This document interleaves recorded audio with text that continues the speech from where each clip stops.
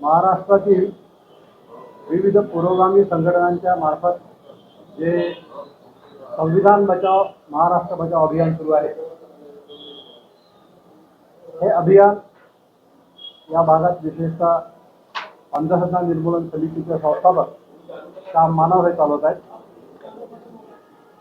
श्याम मानवांच्या सभेला नागपूरमध्ये 20 तारखेच्या आणि 26 तारखेच्या सभेला पोलिसांनी परवानगी नाकारली आणि निवडणूक निर्णय अधिकाऱ्यांनी परवानगी नाकारली आणि परवानगी नाकारण्याचे कारण असं दिलं की यामुळे कायदा आणि सुव्यवस्थेचा प्रश्न निर्माण होऊ शकतो.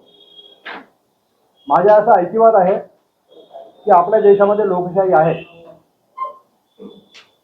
लोकशाहीचं जे अधिष्ठान आहे ते संविधानामध्ये काही स्वातंत्र्य दिलेले आहेत नागरिकांना. ज्याच्यामध्ये अत्यंत महत्त्वाचं स्वातंत्र्य हे भाषण स्वातंत्र्य, विचार स्वातंत्र्य हे संविधानाने दिलेला हा अधिकार आहे. आणि जोपर्यंत कायदा आणि सुव्यवस्था बिघडत नाही, जोपर्यंत कायदा सुव्यवस्थेची काही समस्या निर्माण होत नाही, तोपर्यंत भाषण स्वातंत्र्यावर बंदी टाकता येत नाही. परंतु 20 तारखेच्या आणि 26 तारखेच्या दोन्ही सभांना सरसकट बंदी टाकली गेली, सरसकट परवानगी नाकारली गेली. हा सरळ संविधानाचा भंग आहे, संवैधानिक तरतुदीचा भंग आहे आणि हे लोकशाहीच्या तत्वात कुठेच बसत नाही. संविधान बचाव अभियान जे आहे, या अभियानाला उत्तर देताना असं म्हटलं जाते की आम्ही संविधानाचे रक्षण करते आहोत. संविधानाचे रक्षण करते जर असतील तर हे संविधान विरोधी अशा प्रकारची कृत्य कशी करू शकतात? या सगळ्या बाबीचा उहापोह करण्यासाठी, आपल्यासमोर आपली बाजू मांडण्यासाठी अंधश्रद्धा निर्मूलन समितीचे संस्थापक प्राध्यापक श्याम मानव विचारधार आहेत. मी त्यांना विनंती करतो की त्यांनी इथे या पत्रपरिषदेला माझ्यासोबत मी शरद पाटील, माझ्यासोबत अर्थातच प्राध्यापक श्याम मानव, त्याच्यानंतर अरुणाताई सबाने आहेत, सुरेश झुरमुरे आहेत, हरीश देशमुख, प्रशांत कपाटे, हरिभाऊ पाथोडे, छायाताई सावरकर, सुनील वंजारी, राजू नाईक, भगवान खराते, MV पारदे आणि श्रावण खुद्रे हे सर्व या पत्रकार परिषदेसाठी उपस्थित आहेत. मी प्राध्यापक श्याम मानव सरांना अशी विनंती करतो की त्यांनी आपल्याला संबोधित करावं. प्रिय मित्रांनो, अभिव्यक्ती स्वातंत्र्याचे आपण सगळेच्या सगळे दूत आहात, पहारेदार आहात. किमान ज्या पद्धतीची पत्रकारिता मी शिकलो, सरांनी शिकवली, माझे ते टीचर राहिलेले आहेत, त्यामध्ये पत्रकार हे अभिव्यक्ती स्वातंत्र्य जपणारे, त्याचा अतिशय उत्तम पद्धतीने उपयोग करून घेणारे, आणि या नात्याने मी तुमच्याशी संवाद साधण्याचा प्रयत्न करतो आहे. लोकसभेसाठी संविधान बचाव, देश बचाव आणि लोकशाही पुढील आव्हाने या पद्धतीचं अभियान घेऊन लोकसभेच्या निवडणुकीच्या आधी विदर्भभरामध्ये 35 सभा घेतलेल्या होत्या. त्यावेळेस हाच विषय मी अतिशय प्रभावीपणे मांडत होतो. आता आपण ज्या सभा घेतो आहोत विधानसभेच्या आधी, त्या संविधान बचाव महाराष्ट्र बचाव या अभियानांतर्गत सुरू आहेत. ज्या ज्या ठिकाणी सभा झाल्या त्याची लिस्ट तुमच्या पुढ्यामध्ये दिलेली आहे. 29 सभा आतापर्यंत झालेल्या आहेत. त्यामध्ये हाच विषय मी मांडतो आहे. हा विषय प्रामुख्याने यूट्यूबवरच्या अनेक व्याख्यानांमध्ये उपलब्ध आहे.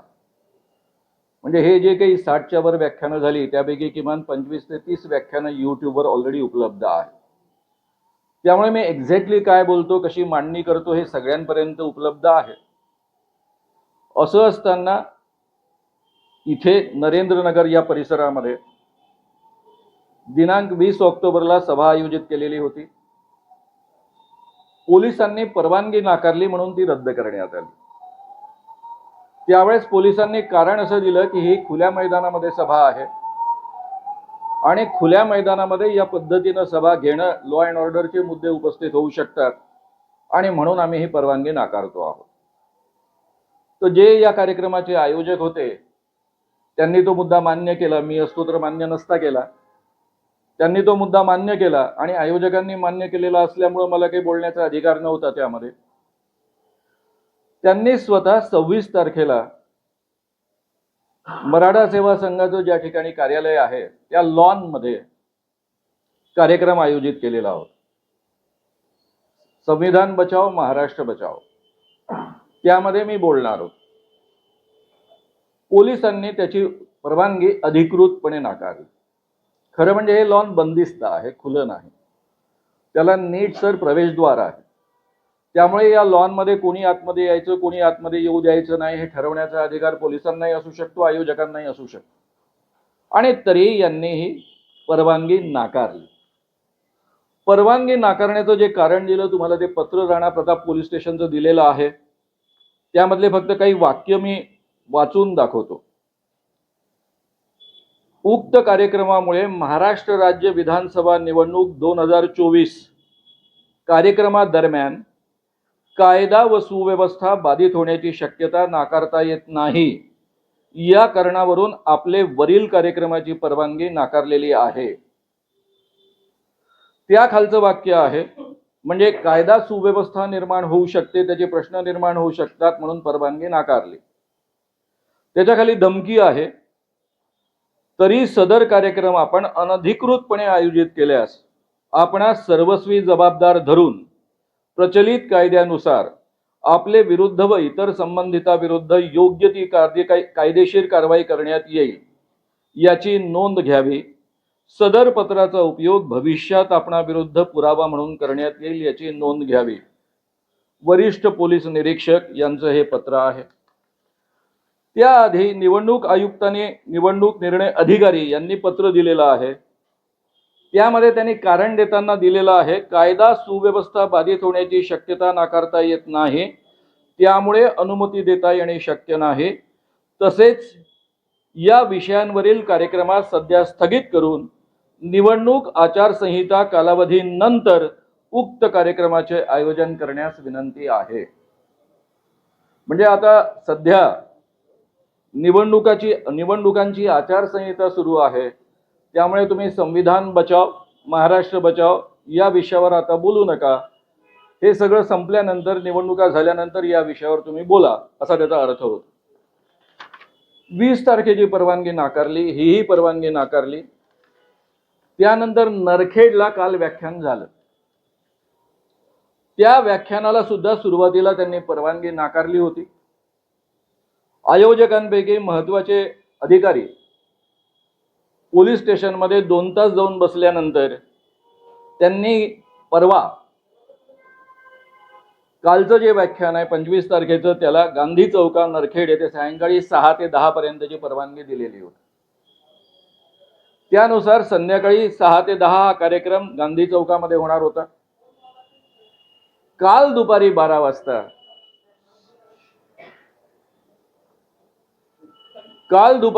वाजता त्यांनी आम्हाला कळवलं की तुम्हाला खुल्यामध्ये कार्यक्रम घेता येणार नाही, हॉलमध्ये घ्यावा लागेल.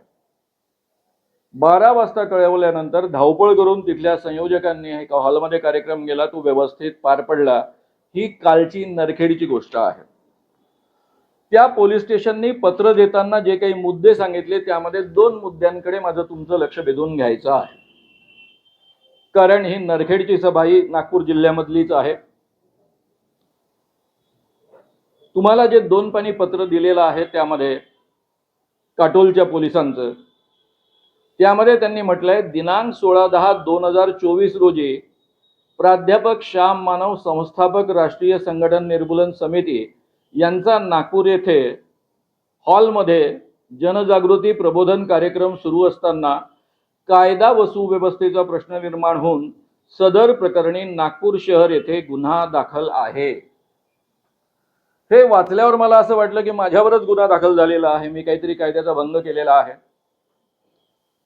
रीतसररित्या भट सभागृहामध्ये व्याख्यान सुरू असताना काही माणसं जनता पार्टीची बीजेपीची येतात, त्या ठिकाणी गोंधळ घालतात, त्या कार्यक्रमामध्ये व्यत्यय आणतात आणि तरीही माझे शेकडो कार्यकर्ते शांतपणे ऐकून घेतात.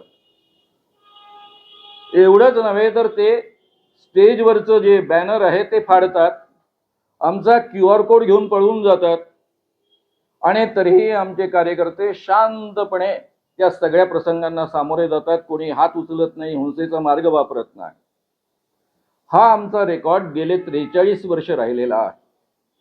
मी 51 वर्षांपासून व्याख्यानं देतो आहे आणि ही जी व्याख्यानं देत आलेलो आहे त्यामध्ये आजपर्यंत एकही व्याख्यान कधी उधळलं गेलेलं नाही. 51 वर्षात एकाही व्याख्यानावर कधी पोलीस केस दर्ज झालेली नाही, FIR दाखल झालेला नाही. कायदा आणि घटना यांचा नीट अभ्यास करून त्याचं भान ठेवूनच मी माझी मांडणी करत असतो आणि टीव्हीने सुद्धा तो कार्यक्रम जसाच्या तसा प्रसारित केलेला असल्यामुळे तुमच्यापर्यंत सगळे मुद्दे आहेत. मी काय बोलतोय तुम्हाला माहित आहे. जर आमचा इतक्या वर्षांचा ट्रॅक रेकॉर्ड आहे की मी कधीही कायदा सुव्यवस्थेचे प्रश्न निर्माण होऊ देत नाही, आम्ही हजारो बाबांचा आणि मांत्रिकांचा भांडाफोड केला, पण आजपर्यंत एकाही बाबाला किंवा मांत्रिकाला मार पडू दिलेला नाही. लोक ज्यावेळेस खवळतात आणि त्यांना मारायला धावतात त्यावेळेस आम्हीच त्यांना वाचवत आलेलो आहे. अशा अहिंसक पद्धतीनं आम्ही काम करणारे कार्यकर्ते आहोत आणि पोलीस म्हणतं की कायदा आणि सुव्यवस्थेचा प्रश्न निर्माण होतो आणि गुन्हा दाखल झालेला आहे. हा गुन्हा आमच्यावर दाखल झालेला नाही. मी कोणतंही कायद्याचं उल्लंघन केलेलं नाही. कायद्याचं उल्लंघन BJPच्या लोकांनी केलं. त्यांनी गुंडागर्दी करायची, त्यांनी कायद्याचं उल्लंघन करायचं आणि बंधनं मात्र माझ्यावर लादली जायची. हा कोणता न्याय आहे? जे अभियान घेऊन मी बोलतो आहे की आपलं संविधान धोक्यात आलेलं आहे, आपली लोकशाही धोक्यात आलेली आहे, याचा हा उत्कृष्ट पुरावा आहे. त्यानंतर यामध्येच त्यांनी पुढचे जे मुद्दे म्हटलेले ते तर फारच हास्यास्पद आहे. माझ्या YouTube चॅनलवरचे काही हेडिंग्स घेऊन स्वामी समर्थ एक ढोंगी बाबा थे, भगवान है या नहीं, गजानन महाराज क्या संत थे, सारे भगवान भारत में ही क्यों होते हैं, दरगाह में कोई चमत्कारी शक्तियां होती है क्या हिंदुओं ने मुस्लिम दरगाह पर जाना चाहिए कि नहीं चाहिए, या पद्धतीच्या भाषणाच्या व्हिडिओज माझ्या चॅनलवर उपलब्ध आहे. याचा उल्लेख पोलिसांनी केला. एक तर हा उल्लेख करताना त्यांनी अभ्यास केला असेल. अभ्यास केल्यानंतर मी जर काही चुकीचं बोलत असेल, कायदेशीररित्या काही कायद्याचं उल्लंघन करत असेल, माझ्यावर केसेस दाखल करायला पाहिजे. मी कुठेही कायद्याचं उल्लंघन करत नाही. मी डिफेमेशनच्या जवळपास 6-7 केसेस फेस केलेल्या आहेत.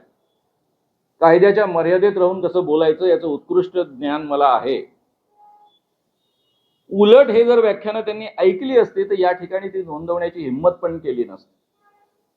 या सगळ्यांचा उल्लेख करून तुमचे कायदा आणि सुव्यवस्थेचे प्रश्न निर्माण होऊ शकतात, म्हणून माझ्या सभांना परवानगी नाकारण्याचं कारण काय, हा माझा साधा आणि रीतसर प्रश्न आहे. प्रामुख्यानं 20 तारखेचं व्याख्यान रद्द करणं, 26 तारखेचं व्याख्यान रद्द करणं आणि हे दोन्ही व्याख्यानं ज्या ठिकाणी होत आहेत ते ठिकाण म्हणजे प्रत्यक्षामध्ये देवाभाऊचा मतदारसंघ आहे. आता तुम्हाला आचारसंहिता लागू झाल्यानंतर कुठे कुठे व्याख्यानं झाली याचाही मी उल्लेख करून टाकतो. एक व्याख्यान झालेलं आहे 16 तारखेला, ते प्रत्यक्षामध्ये तुम्हा सगळ्यांना ज्याची कल्पना आहे सुरेश भट सभागृहामध्ये झालेला आहे. 17 तारखेला सडक अर्जुनी गोंदियाला झालेला आहे. 18 तारखेला उमरेड जिल्हा नागपूरला झालेला आहे. त्या व्याख्यानाच्या आधी तिथल्या DYSPने मला नोटीस दिली. त्या DYSPने नोटीस देत असताना मी त्यांना म्हटलं, माझा 51 वर्षाचा रेकॉर्ड आहे, माझ्या व्याख्यानामध्ये कधीही कोणती गडबड होत नाही, कायदा सुव्यवस्थेचे प्रश्न येत नाही, मी कधीही कायद्याचं उल्लंघन करत नाही, मला ही नोटीस तुम्ही का देत आहात.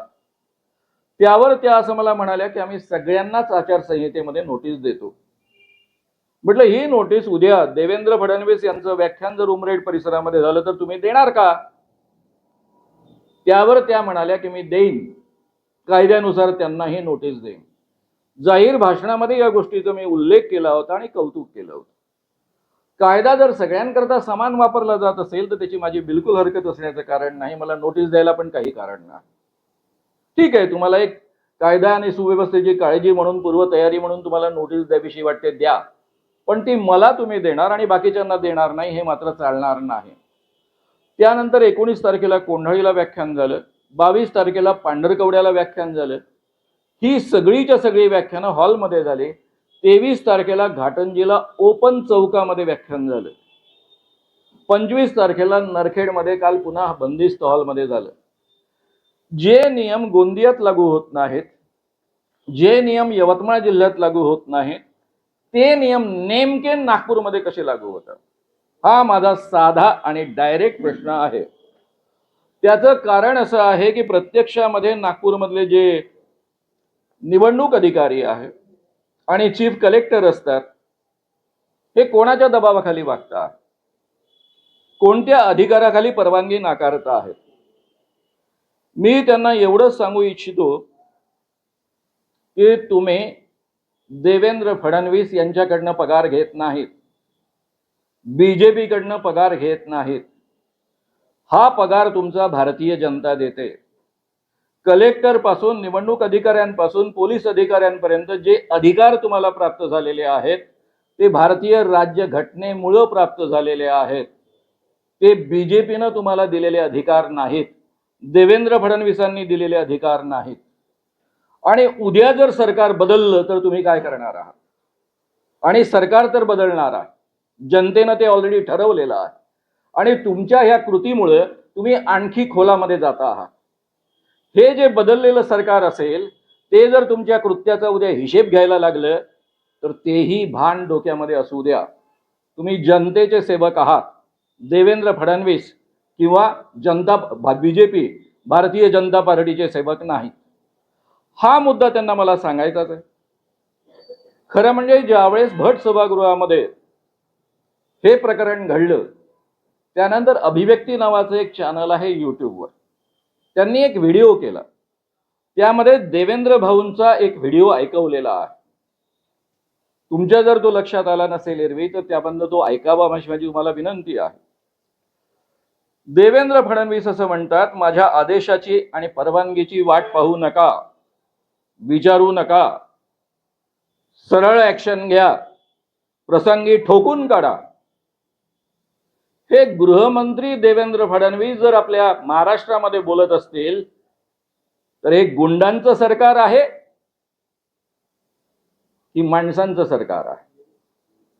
हा साधा प्रश्न माझा जाहीररित्या मी विचारतो आहे आणि महाराष्ट्रातल्या जनतेला हा प्रश्न विचारतो आहे.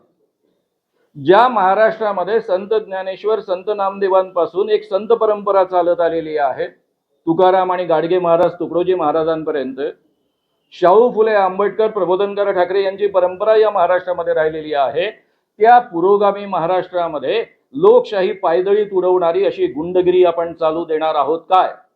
हा प्रश्न माझ्या सामान्य जनतेला सुद्धा आहे. मित्रांनो, मी तुम्हाला या निमित्तानं एवढंच सांगेन की गुंडगिरी हे करणार, कायद्याचं उल्लंघन हे करणार, अभिव्यक्ती स्वातंत्र्याची गळचेपी हे करणार आणि माझ्या सभा नाकारल्या जाणार. या तुलनेमध्ये मी मुद्दाम सांगू इच्छितो, 1975 मध्ये इंदिरा गांधींनी आणीबाणी लादली होती. मी त्याला विरोध करून जेलमध्ये गेलो होतो, याच लोकांसोबत राहिलो होतो. त्यानंतर आम्ही जनता पार्टीचं गठन केलं होतं जेव्हा निवडणुका डिक्लेअर झाल्या तेव्हा. त्यामध्ये त्यावेळेस जनसंघ, फॉरवर्ड ब्लॉक आणि थोडंसं कम्युनिस्टांचं काम असल्यामुळे कम्युनिस्ट असं मिळून आम्ही जनता पार्टीचं गठन केलं होतं आणि आम्ही दणकून निवडणुकांचा प्रचार केला. आता मी जेव्हा तुलना करायला लागतो त्यावेळेस इंदिरा गांधी अत्यंत बलशाली होत्या. या देशामध्ये एकही विरोधी पक्ष असा नव्हता की जो 10 खासदार निवडून आणू शकेल. कोणामध्येही क्षमता नव्हती.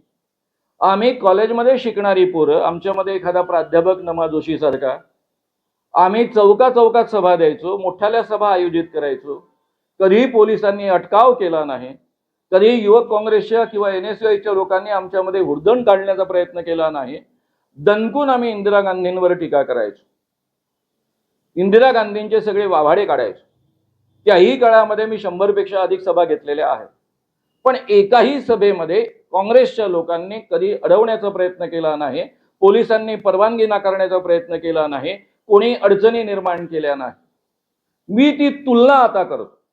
म्हणजे ज्या इमर्जन्सीच्या विरुद्ध अभिव्यक्ती स्वातंत्र्यावर गदा आणली म्हणून आम्ही इंदिरा गांधींचा एवढा विरोध केला, प्रचंड ताकद त्यांच्या हातामध्ये होती आणि ते मात्र लोकशाही प्रक्रियेनुसार वागत होते. संविधानानुसार वागत होते आणि ही माणसं आज संविधान तुडवून, पायदळी तुडवून, लोकशाही पायदळी तुडवून वागता आहेत. आता तुमच्या मनामध्ये प्रश्न पडला असेल की आता पुढे काय? आम्ही पुन्हा शेवटची एकदा रीतसर परवानगी मागू, कायदेशीर. आणि ती कायदेशीर परवानगी जर निवडणूक अधिकाऱ्यांनी दिली नाही, हीच कारणं सांगितली, तर मी गांधीजींचा चेला आहे. गेली 51 वर्ष त्याच पद्धतीनं सामाजिक क्षेत्रामध्ये काम करत आलेलो आहे. याही पलीकडे त्याच पद्धतीनं काम करणार आणि सविनय कायदेभंगाची चळवळ सुरू करणार. आणि मुक्काम पोस्ट देवाभाऊचा मतदारसंघ हे आम्ही करणार. केवळ मीच नव्हे, महाराष्ट्रातल्या सगळ्या सामाजिक संघटना त्यामध्ये उतरणार. होऊन जाऊ द्या लढाई. मला एवढंच या ठिकाणी बोलायचं आहे. मुख्यमंत्री एकनाथ शिंदे जी आहे, तुम्हाला याचं कारण नीट माहिती आहे. मुख्यमंत्री एकनाथ शिंदे खरंच आहे का? तुम्ही पत्रकार आहात, मीही पत्रकार आहे. एकनाथ शिंदे मुख्यमंत्री का झाले म्हणण्यापेक्षा ते का आलेत याची कारणं तुम्हाला माहिती आहे. दुसरे उपमुख्यमंत्री का आलेत हे तुम्हालाही माहिती आहे, मला जास्त जवळून माहिती आहे, कारण ते माझे मित्र आहेत. त्यामुळे सगळं कारस्थान कटकारस्थान करणारा जो माणूस आहे त्याच्याबद्दलच आपण बोललं पाहिजे ना, की जे बळी आहे त्यांच्याबद्दल आपण बोलायचं. काही माणसांची हिंमत असते, अनिल देशमुखांसारख्या माणसांची, जे हिंमत करून जेलमध्ये जाणं पत्करतात. संजय राऊतांसारखे माणसं हिंमत करून जेलमध्ये जाणं पत्करतात. सगळ्यांना शक्य होत नाही. काही लोक स्वतः जेलमध्ये जायला तयार असतात, पण आपले घरचे लोक गेले, आपले जावई गेले, आपली बहीण गेली तर कसं, हा प्रश्न त्यांच्या पुढ्यामध्ये असतो. तर माणसांची ही भीती मी समजून घेण्याचा प्रयत्न करतो. मला मान्य नाही ते, कारण मी त्या पद्धतीनं जीवनात कधी वागत नाही, वागलो नाही. पण इतरांनी याच पद्धतीनं वागलं पाहिजे आणि जेलमध्ये जाणं पत्करलं पाहिजे असं आपण त्यांच्यावर लादणं योग्य नाही. आणि म्हणून मी या बाकी लोकांवर टीका करत नाही.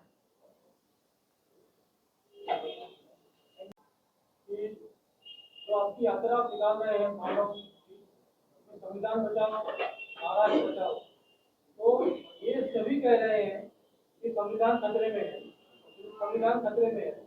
राहुल गांधी से लेकर के तो दिल्ली से लेकर के दिल्ली तक सभी कह रहे संविधान खतरे में है, हर पार्टी कह रही है, लेकिन खतरे में किससे है? बीजेपी से, बीजेपी। आज के शासन से। और वो क्यों है, बहुत विस्तार से मैं ये बातें रखता हूं अपने व्याख्यान में। कृपया आपने सुना नहीं होगा तो ऑलरेडी यूट्यूब पर उपलब्ध है, हर जगह सुन लीजिए। बीजेपी से कैसा खतरा? वही कह रहा हूं, उनका जो शासन है, उन्होंने पूरा संविधान लपेट कर रखकर अपना शासन निर्माण किया है। महाराष्ट्र में तो संविधान गाड़ कर खड़ा किया। डिफेक्शन लॉ लागू नहीं हुआ, कुछ भी लागू नहीं हुआ। यानी आप मानिए, चुनी हुई सरकार है ना, चुनी हुई सरकार बोलेंगे इसको आप? ये आप चुनी हुई सरकार का अपमान कर रहे हैं। आपके हिसाब से क्या? हाँ बिल्कुल बोल रहा हूं मैं। ये अगर चुनी हुई सरकार थी तो उद्धव ठाकरे की सरकार चल रही थी, उसमें अगर कोई डिफेक्शन होता, बाइज्जत 40 एमएलए अलग होते, वे स्वतंत्र पक्ष निर्माण नहीं कर सकते डिफेक्शन लॉ के अनुसार, वो किसी पार्टी में शरीक होते और उसमें से ये सरकार बदलती तो ठीक था।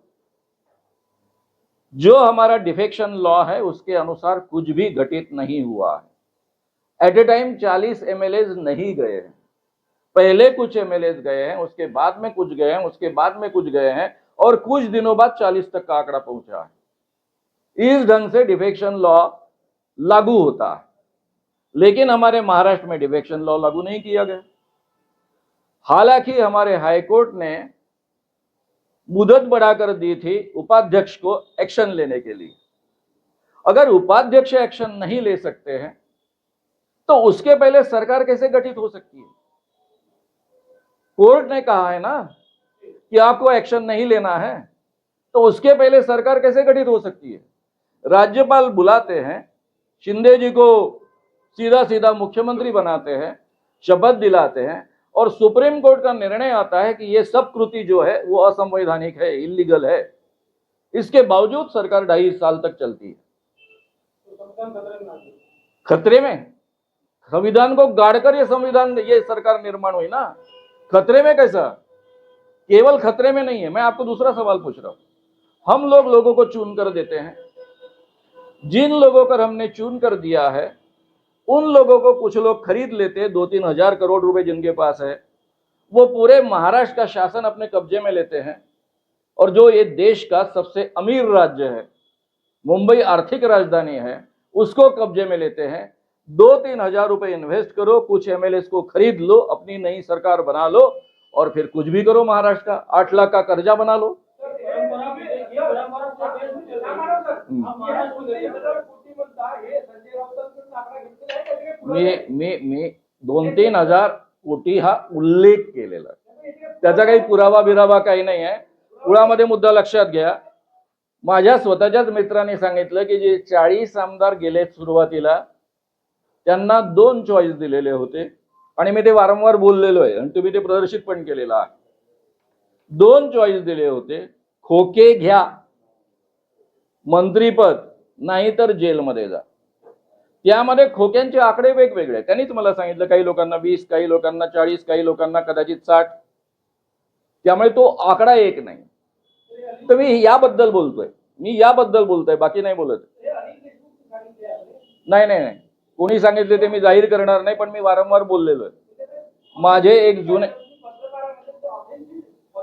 काय आहे, तुम्ही एखाद्याला तुम्हाला सांगितलं तर त्याचा तुम्ही इतके मोठे नेते आहात, पत्रकार आहात, त्याची काही पुरावा असेल? साधी गोष्ट आहे ना। तुम्हाला वाटतं ना हा पुरावा नाही आहे, तर ज्यांना वाटतं हा पुरावा नाही आहे त्यांनी कोर्टात केस टाकावी। तोपर्यंत मी त्या मित्राचं नाव उघड नाही करू शकत ना।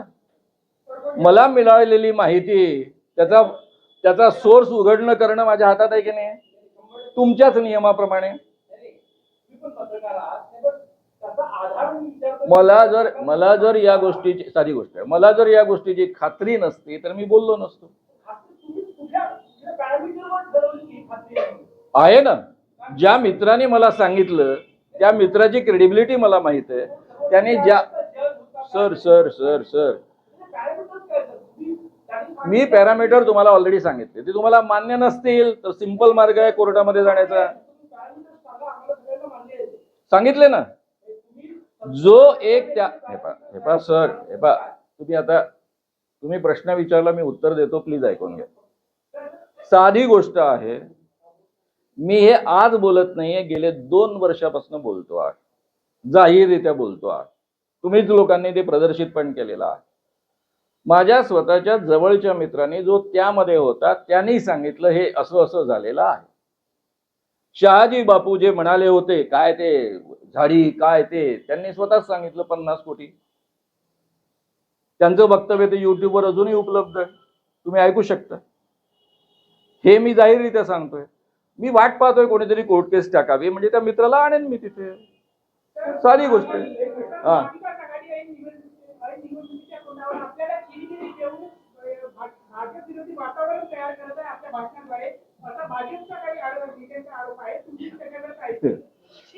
मला एक सांगा, ज्या ठीक आहे, नाही, जे पेड वर्कर म्हणतायत त्यांचं म्हणणं स्वाभाविक आहे।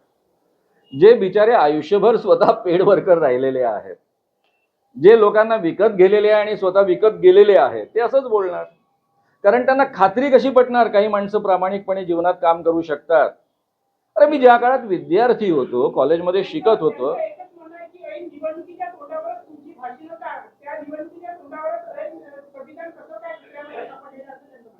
त्याचं हे म्हणणं आहे, त्याचं कारण ते दुसऱ्यांचं भाषण कधी ऐकत नाही, कधी वाचत नाही, त्यांना श्याम मानव चीज काय आहे माहीत करून घेण्याची गरज पण वाटत नाही। माझं आजचं आयुष्य नाही, मी हे खूप पूर्वीपासून बोलतोय, 2 वर्षापासून बोलतोय। निवडणुकीची भाषणं ही निवडणुकीच्या आधीच होणार ना। एरवी माझी वक्तव्यच पाहायची असतील तर माझं युट्यूब चॅनल आहे, मी 2 वर्षांपासून ही मांडणी करतो आहे की आपलं संविधान कसं धोक्यात आलेलं आहे, त्याकरता काय केलं पाहिजे। राहुल गांधींनी पूर्ण भारतभर हिंडावं, हाही व्हिडिओ मी आधी टाकलेला होता। मला जनतेमध्ये ती अस्वस्थता दिसते, सगळे लोक त्यांच्या मागे उभे राहतील त्यांची यात्रा निघण्याच्या आधी। तोही व्हिडिओ आजही उपलब्ध आहे, तो 2.5 वर्षापूर्वीचा असेल, 3 वर्षापूर्वीचा असेल। तर मी एक जागरूक माणूस आहे या देशामध्ये, इतकी वर्ष 51 वर्ष मी काम करत आलो आहे। आणि जेव्हा मी जनसंघासोबत काम करत होतो तेव्हा मला त्यांनी चिरीमिरी दिली होती का? देवेंद्रचे वडील माझ्यासोबत होते, त्यावेळेसची माणसं आजही जिवंत असतील, त्यांना विचारून पहा। आणि मला कोणी विकत घेऊ शकतं का हे तुम्हालाही उत्तम माहित आहे, त्यांनाही उत्तम माहित आहे. जर मला विकत घेण्याची कोणाची क्षमता असती तर मी काय चीज असतो, न विकता सुद्धा मी काय बनू शकलो असतो त्याचा तुम्हाला अंदाज आहे. मी निस्पृहपणे सामाजिक क्षेत्रामध्ये काम करत गेलो. आमच्या अंधश्रद्धा निर्मूलनामध्ये एकाला एक पैसा मिळत नाही, सगळ्यांना खिशातनं पैसे टाकावे लागतात. मी माझी कमाई पर्सनॅलिटी डेव्हलपमेंटच्या वर्कशॉपमधनं करतो, हे सगळ्या जगाला नीट माहीत आहे आणि त्याच्या भरोशावर जगतोय. आणि तरीही कोणाला जर वाटत असेल मला चिरीमिरी दिली तर मी एक तर फारच स्वस्त माणूस असला पाहिजे की तुम्हाला कोणीतरी छोट्या किमतीत विकत घेऊ शकतो, आणि दुसरं मला मोठ्या किमतीत कोणी विकत घेण्याची क्षमता ठेवत असेल या जगात कोणी असेल असं मला वाटत नाही. आणि माझा साधा प्रश्न आहे, सगळ्यात जास्त विकत घेण्याची क्षमता कोणाजवळ आहे? अरे जे अख्खं सरकार विकत घेऊ शकतात त्यांच्या क्षमतेपुढे बाकीचे काय काढले महाविकास आघाडी वगैरे. साहजिक प्रश्न आहे. आपण जागरूक आहात, इतक्या वर्षांचा अनुभव आहे आणि संविधानाचं रक्षण व्हावं ही तळमळ आहे आपल्यामध्ये. तर आपला जो तो नदीचा कार्यकर्ता, नदीचा जो मित्र आहे त्याला ज्यांनी आपल्याला सांगितलं त्याला कोर्टात जाण्याचा सल्ला आपण का दिला? कशाला देईल मी सल्ला? त्याला नाही जायचंय कोर्टात, त्याचा अधिकार आहे तो. मी काय म्हणतोय, एक साधी गोष्ट आहे, तुम्हाला मला जी माहिती मिळते ती जाहीर न करण्याचा आपल्याला सोर्सचा अधिकार आहे. तो अधिकार मी माझ्याकडे राखून ठेवलेला आहे. ज्या दिवशी ह्या गोष्टी कोर्टात जातील त्या दिवशी येईल. मी जाहीर बोलतोच आहे ना, ते नाव कशाला सांगू मी? का सांगावं? हा, त्याचं कारण हे पहा, मग मी तुम्ही दुसरा प्रश्न विचाराल, मी अजित पवारांना का सल्ला दिला नाही जेलमध्ये जाण्याचा? तेही माझे मित्रच आहेत आणि मला माहित होतं ते इकडे जाणार आहेत. साधी गोष्ट आहे, एक साधी गोष्ट आहे, आपण कोणाला सल्ला देण्याच्या लायकीचे आहोत आणि कोणाचे नाही आपलं आपल्याला कळलं पाहिजे ना. कोणालाही सल्ला देत सुटायचं.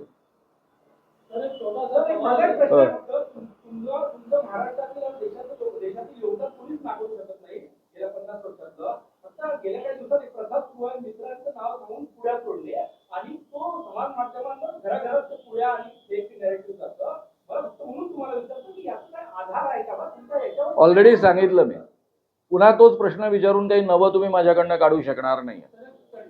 छोटी सी शंका आखिरी है ये कि हमारे देश का संविधान इतना छोटा है, इतना मामूली है कि इसे कोई बदल देगा। अरे भाई उम्मीद है सर, आप ये सिक्स मैं आपको सीधा सवाल पूछूं. देश चल रहा है तो ग्रंथ से ज्यादा महत्व हमारे लिए बिल्कुल नहीं, बदल देगा सर? बिल्कुल नहीं. अभी अपना हमारे प्रेस की क्या हालत है आप जानते हो, मैं जानता हूँ. उसके बारे में हम चर्चा नहीं. ठीक है, खरीद साहब जी, मेरे जमाने में प्लीज मेरे जमाने में इतना टूट पड़ते थे सरकार पर, सभी टूट पड़ते थे. सरकार पर टूटना ही पत्रकारिता मानी जाती थी. हाँ, आप शायद डिफरेंट पत्रकारिता सीखे हो तो मुझे मालूम नहीं, मेरे टीचर तो यहीं बैठे हैं. तो दूसरी बात ऐसी है, संविधान की हम बात कर रहे हैं. ईडी का जिस ढंग से उपयोग हो रहा, जिसके माध्यम से महाराष्ट्र की सरकार बनी है, ये संविधान का पालन है. फिर इंदिरा गांधी ने कौन सा संविधान का उल्लंघन किया था? उन्होंने तो संविधान के प्रावधान का ही उपयोग किया था ना. फिर क्यों ये बीजेपी वाले आज के जो है, जो जनसंघ था तब, क्यों ये जनसंघ और बाकी हम सब लोगों ने उनके खिलाफ काम किया? उन्होंने तो संविधान के प्रावधान का ही उपयोग किया था, इंटरनल इमरजेंसी. हमारा संविधान इतना छोटा है कि हम लोग उसे बदल देंगे? अरे बदल देंगे नहीं, ऑलरेडी उन्होंने उसको न बदलते हुए उसको पूरी तरह से कॉम्प्रोमाइज किया है. ये ईडी की सरकार क्या चीज है? ईडी का कानून इटसेल्फ संविधान के खिलाफ है. आप किसी को भी पकड़ोगे, जेल में रख दोगे, अगर वो गलत है तो वो क्यों नहीं हटा अभी तक का कानून? क्यों गलत तरीके से लोगों को इस तरह से प्रयोग किया जा रहा है?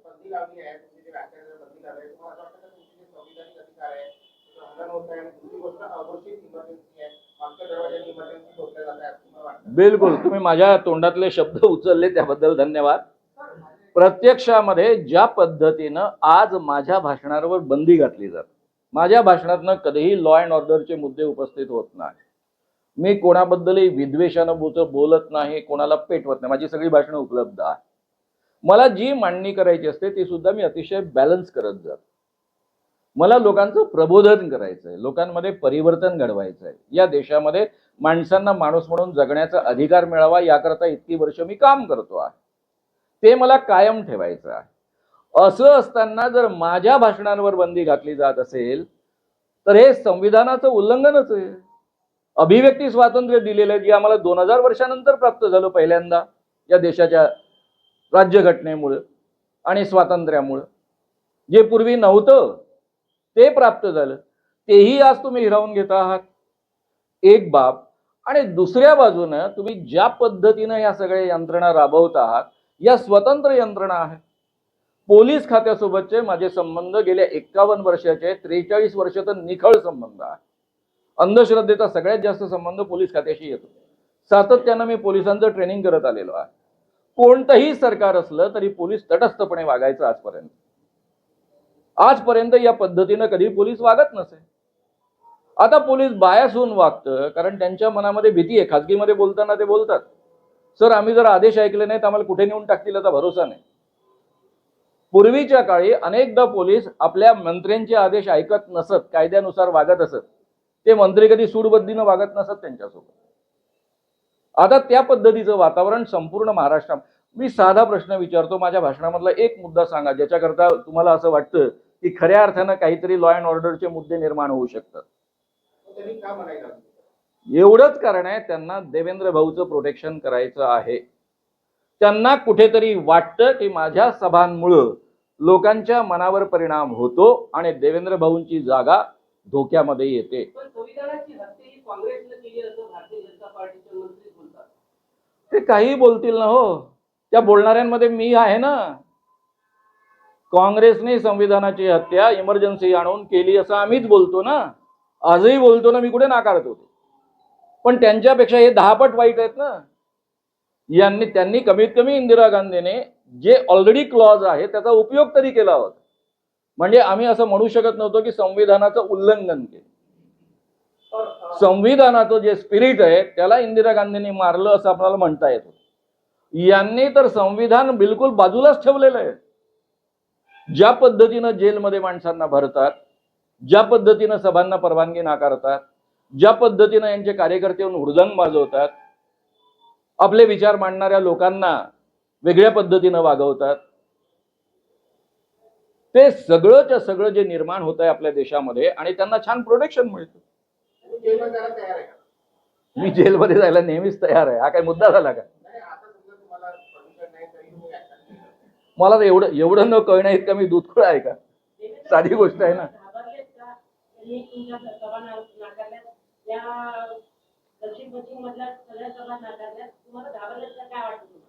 डेफिनेटली मला असं वाटतं, आता देवेंद्र भाऊ स्वतः डायरेक्टली घाबरले की इनडायरेक्टली घाबरले मला माहित नाही. कदाचित असं असतं, कधी कधी काय असतं की केटलीच जास्त तडतड करत असते चहापेक्षा, असं पण असू शकतं. म्हणजे मुळामध्ये जे अधिकारी आहेत त्यांना डायरेक्ट आदेश आलेत किंवा आपल्या बॉसची काळजी घेण्यासाठी म्हणून ते असं वागतायत याबद्दल माझ्या मनामध्ये शंका आहे. पण डेफिनेटली देवेंद्र भाऊ घाबरल्याशिवाय असं होणार नाही. कारण एवढा मोठा निर्णय माझ्यासारख्या माणसाला जेव्हा सभांना बंदी घातली जाते तो महाराष्ट्र इश्यू बनणार. एवढं कळत नाही अधिकाऱ्यांना, असं एवढे ते दूधखोळे आहेत असं मला वाटत नाही.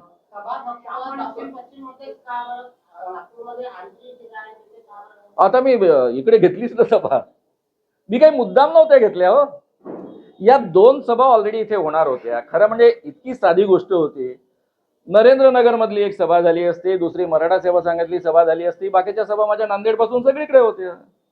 दिवाळीमुळे मध्ये गॅप आहे, त्यामुळे आम्ही इकडचं सगळं निपटून जाणार होतो. त्यामुळे देवेंद्र भाऊला 2 व्याख्यानांच्या पलीकडे फेसच नसतं करावं लागलं.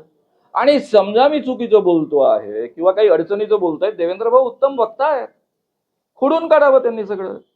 पण यालाच लोकशाही म्हणतात ना. मी जर काही चुकीचं बोलत असेल, काही खोटे आरोप करत असतील, त्यांनी खोडावे ना जाहीररित्या. ते तो उत्तम वक्ता आहे ना. मग वक्तृत्वाच्या माध्यमातून, विचार स्वातंत्र्याच्या माध्यमातून ही लढाई द्यायची असते ना.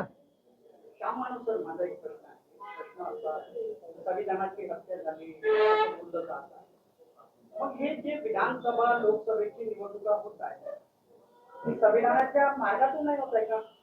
का बोललं जात आहे की संविधानाची हत्या झाली? देश कशावर चालत आहे?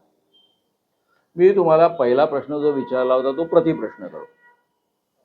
आज ज्या पद्धतीनं सरकारने, याच्यापूर्वी सरकार बदलली नाहीत का? देवेंद्र भाऊचं सरकार आलं काँग्रेसचं आणि राष्ट्रवादीचं जाऊन, त्यावेळेस माझ्यासारख्या एका तरी माणसाने, एका तरी सामाजिक क्षेत्रातल्या माणसाने त्याला विरोध केला का? कारण ते रीतसररित्या लोकांनी मतं दिली, त्यातनं सरकार बदललेलं होतं, त्याला ऑब्जेक्शन घेण्याचं काहीच कारण नव्हतं. आताही त्याच पद्धतीनं झालं. पुढे या निवडणुकीमध्ये आम्ही काहीच बोलणार नाही, एक्सेप्ट करावं लागेल आम्हाला. शेवटी जनतेचं मत अंतिम असतं, त्यांनाच तो अधिकार आहे. हरियाणामध्ये जे घडलं हा, म्हणजे चित्र सकाळपर्यंत काही वेगळं होतं आणि नंतर ते ठीक आहे ना. वेगळं झालं. तर काय वाटतंय तुम्हाला, महाराष्ट्रामध्ये हरियाणाची पुनरावृत्ती होऊ शकते का? काय ईव्हीएम आहे? ईव्हीएम मुळे जी काही गडबड होऊ शकते त्याबद्दल मी जाहीररित्या बोलत आलेलो आहे आणि म्हणून मी नेहमीच म्हणत आलेलो आहे की 10% वर फरक घेतला तरच सरकारमध्ये बदल शक्य आहे. जरी तुम्हाला आकडेवारीमध्ये 10% दिसत नसले तरीही पण जे 31 सीट्स आल्या महाराष्ट्रामध्ये, जनता म्हणजे बीजेपी आणि बाकीचे लोक वगळून त्या 31 सीट यासाठी झाल्या की जनतेने मनामध्ये ठरवलं होतं. ते काही श्याम मानव आणि 2-4 माणसांनी ठरवून होत नसतं, ते जनतेने मनामध्ये ठरवलं होतं. आम्ही फक्त त्यांना आत्मविश्वास दिला की असा बदल आपण करू शकतो. आता मित्रांनो त्याच पद्धतीचं वातावरण आहे. उलट त्यावेळेस बिलकुल आत्मविश्वास नव्हता, लढणाऱ्यांमध्ये आत्मविश्वास नव्हता, मत देणाऱ्यांमध्ये आत्मविश्वास नव्हता. तो आता आलेला आहे आणि त्यामुळे हा बदल निश्चित होणार आहे आणि हा बदल मोठ्या फरकानं होणार आहे आणि म्हणूनच यांचं धाबं दणाणलेलं आहे. नाही तर माझ्यासारख्या माणसाला किती लोक असतात तो माझ्या सभेला? जास्तीत जास्त 3000, 1500, 2000. त्यांनी काय फरक पडला असता? संविधान वाचेल कसं हे शेवट सांगून द्या. संविधान तुम्ही आणि मी सगळ्यांनी संविधान रुजलं पाहिजे, टिकलं पाहिजे असे प्रयत्न केले तर डेफिनेटली वाचेल. ही जबाबदारी माझ्यासोबत तुमची पण तेवढीच आहे, आपली सगळ्यांची आहे. उलट मी असं म्हणेल ही देवाभाऊची पण जबाबदारी आहे. मी कोणालाच एक्सक्लूड करत नाही. आणि भारतामध्ये जनतेमध्ये भारतामध्ये संविधान नाही. बरोबर. आणि बऱ्याच लोकांमध्ये चर्चा ही असते की प्रशासन आजपर्यंत चालत आलेलं आहे ते कायद्यानुसार आणि संविधानानुसार चालत नाही. म्हणजे आपण जे जनतेसाठी प्रशासनाला आपण जे आपण प्रबोधन करताय तर आपण असं म्हणताय की एक विचार आजपर्यंत जे प्रशासन चालत ते गुलामगिरीमध्ये चालत आहे का?